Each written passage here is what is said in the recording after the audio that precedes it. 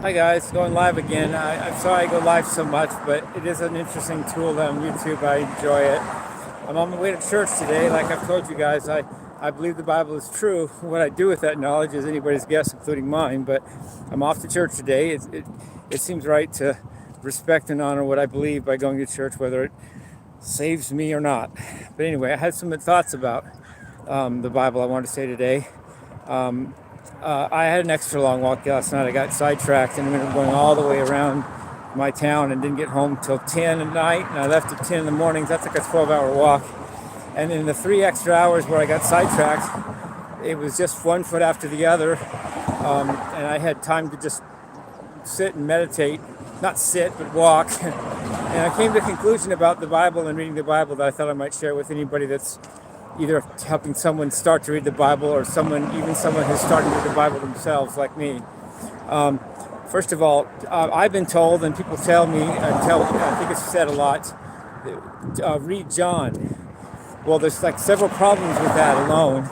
First of all, if they're not interested in reading it, they're not going to. So there's that. Secondly, if they are interested but already know what John 1:1 says, they might be daunted by that very verse and not even try to read the Bible, because if you can't understand the first verse you're reading, that only discourages you. But there's not as much point in continuing to read because you already don't understand what you're reading from the get-go. And the third example is someone that seriously wants to study the Bible but doesn't know for John 1:1 and reads John 1:1 and gets discouraged on the spot because they don't understand John 1:1 or it goes over their heads, and they just don't continue. In fact, someone told me at my church to read John recently, and it almost had the same effect on me.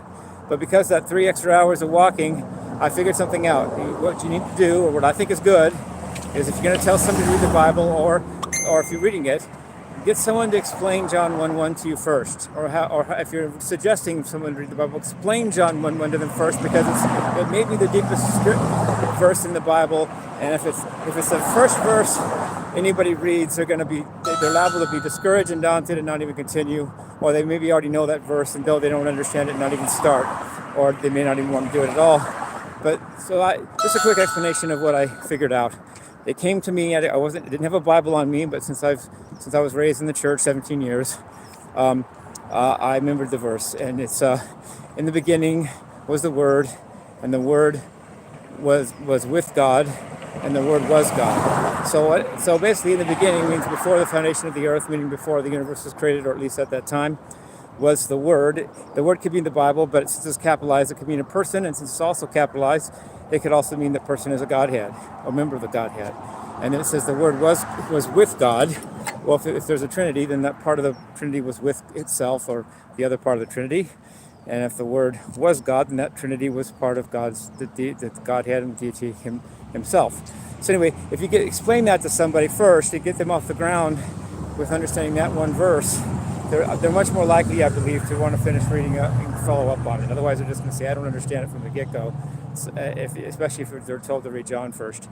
So even today, I read the Bible for the first time, maybe since I was 8. I don't know. At least voluntarily, since I was 8, LOL.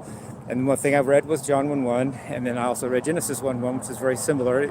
In the beginning, God created the heavens and the earth. So if I was able to get my head around John 1:1, therefore I tried Genesis 1:1, and I think I have it pretty much where I have enough grasp on the scriptures where if I want to read it, I think I can.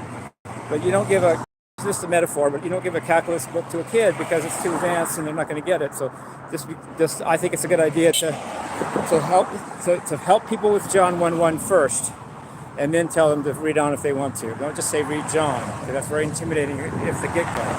And not only that, but by showing them the verse, you're showing you understand it, so you're qualified to give them advice to read it. Plus, you're showing them helpful spirit and attitude that you're willing to help. Love you guys. Peace. Rock and roll. Love you.